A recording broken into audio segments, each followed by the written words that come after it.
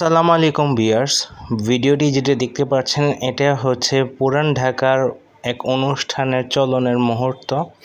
তো এই চলনে মেয়েরা ছেলেদের কাপড় পাঠায় এবং ছেলেরা মেয়েদের কাপড় পাঠায়। এটা একটা বলতে গেলে আপনি বলতে পারেন একটা ইন্ডিয়ান কালচার, এবং এটা সাধারণত এখন বাংলাদেশে অনেক বড় ট্রেডিশনাল হিসাবে রূপ দেওয়া হয়েছে।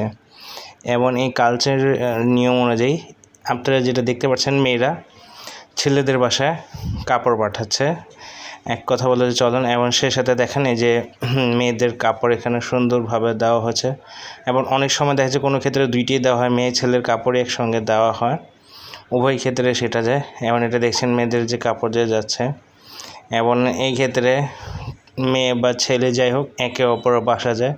এটাকে অনেকে এক কথায় সন্ধ্যাকোটাও বলা হয়, অনেকে এটাকে সন্ধ্যাকোটাও বলা থাকে।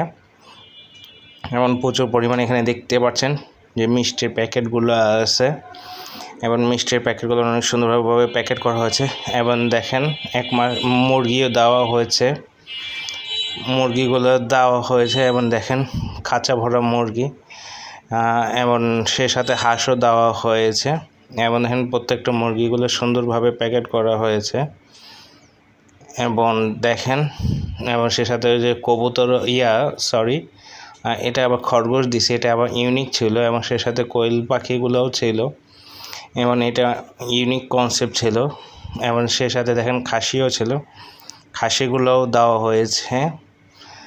এবং দেখেন খাসিগুলো অনেক বেশ, ওই যে বলতে দেরি, হাঁস আসতে দেরি হয়নি, শীতেরও খাবার দিয়ে দিয়েছে সে সাথে।